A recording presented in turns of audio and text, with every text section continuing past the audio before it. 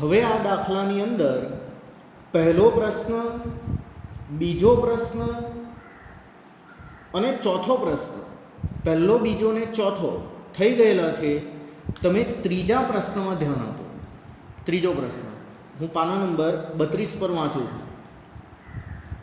કેટલા ટકા વ્યક્તિઓની ઊંચાઈ 155 સેમીથી ઓછી હશે? કેટલા ટકા વ્યક્તિઓની ઊંચાઈ 155 સેમીથી ઓછી હશે? આથી ઓછા પ્રકારના સંચય આવૃત્તિ વિતરણમાં જોવાનું 155થી ઓછી ઊંચાઈવાળા વ્યક્તિઓ કેટલા છે? તો તમને જવાબ મળશે 18. આમ વંચાય ને 145થી ઓછા, 150થી ઓછા, 155થી ઓછા, એમ 155થી ઓછી ઊંચાઈવાળા વ્યક્તિ કેટલા છે? 18. તો એ પહેલાં લખવાનું 155 સેમી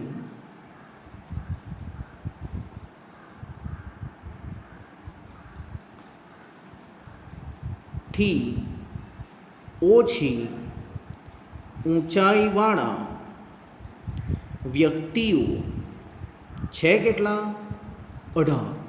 તમને એવો પ્રશ્ન પૂછેલો છે કે કેટલા ટકા વ્યક્તિઓ 155 સેમીથી ઓછા ઊંચાઈવાળા છે, ને ટકા તો 100ના આધારે ગણાય, એટલે તમારે પદ મૂકવું પડે. કુલ વ્યક્તિઓ જો 30 હોય, કુલ વ્યક્તિ 30 હતા, તો તેમાંથી 155થી ઓછી ઊંચાઈવાળા કુલ 30માંથી 155થી ઓછી ઊંચાઈવાળા જો 18 હોય તો 100માંથી કેટલા? ટકા હંમેશા 100ના આધારે ગણાય. 30માંથી 18 તો 100માંથી કેટલા? 18 ગુણ્યા 100 ભાગ્યા 30, એટલે તમને જવાબ મળશે 60%. માટે જવાબ લખવાનો 60% વ્યક્તિઓની ઊંચાઈ 155 સેમીથી ઓછી થશે. હવે બીજો એક ક્વેશ્ચન પૂછેલો છે અંદર, પ્રશ્ન ક્રમાંક 5. પ્રશ્ન ક્રમાંક 5 હું તમને સમજાવું એ પહેલાં તમે ચોપડીમાં જે આવૃત્તિ વિતરણ દોરેલું છે એને કાળજીપૂર્વક જોઈ લે, અથવા તો તમારી નોટમાં જે છે તે જોઈ લે. 5મો પ્રશ્ન શું પૂછે છે? કેટલી વ્યક્તિઓની ઊંચાઈ 147થી 157ની વચ્ચે હશે? કેટલી વ્યક્તિઓની ઊંચાઈ 147થી 157ની વચ્ચે હશે? હવે અહીંયા જે કોષ્ટક હાજર છે એમાં તો આવું છે 140થી 145, 145થી 150, 150થી 155, ને તમને પૂછેલું છે તે જરા આડકતરું છે, વચ્ચેથી પૂછેલું છે. 147 આની વચ્ચે આવે થી 157 આની વચ્ચે આવે. આપણી પાસે હાજર છે 5-5ના ઇન્ટરવલ પ્રમાણે, અને આ લોકોએ કંઈ આડકતરું પૂછી કાઢેલું છે. 147 તો આની વચ્ચે આવે, 147થી 157. તેથી હવે હું કઈ રીતે કરું છું એ કાળજીપૂર્વક શીખતા જાય. આ 3 વર્ગ 145થી 150, 150થી 155 ને 155થી 160 ને એની આવૃત્તિ 8, 8, 4, એના આધારે હું દાખલો ગણું છું. ધ્યાનથી શીખતા જાય.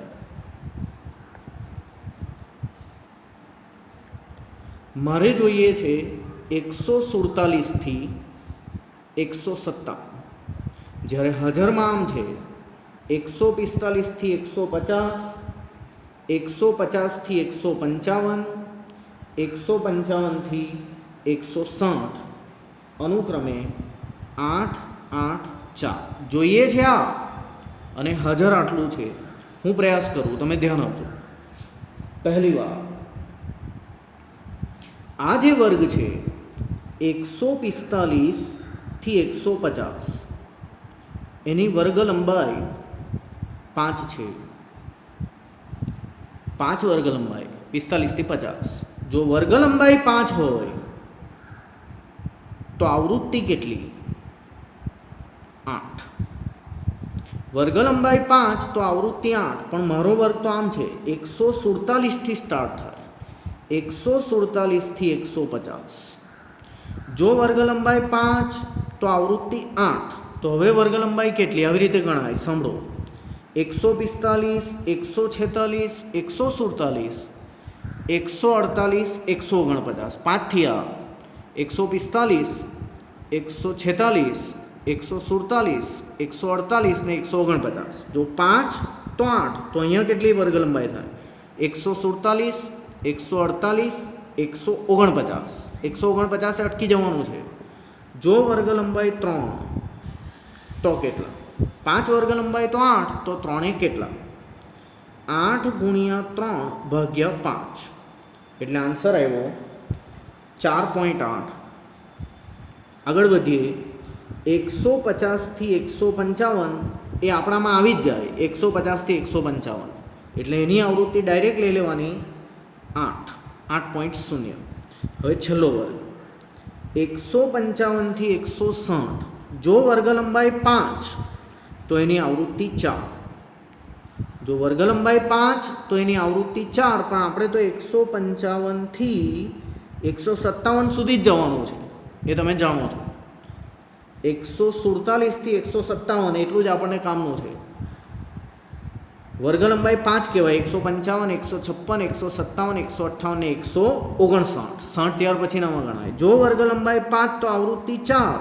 હવે વર્ગ લંબાઈ ગણીએ. 155, 156, 157 આમાં આવતા નથી, 2 જ આવે વર્ગ લંબાઈ. જો વર્ગ લંબાઈ 2 તો કેટલા? 5 એ 4, તો 2 એ કેટલા? બરાબર 4 ગુણ્યા 2 ભાગ્યા 5, એટલે જવાબ આવ્યો 1.6.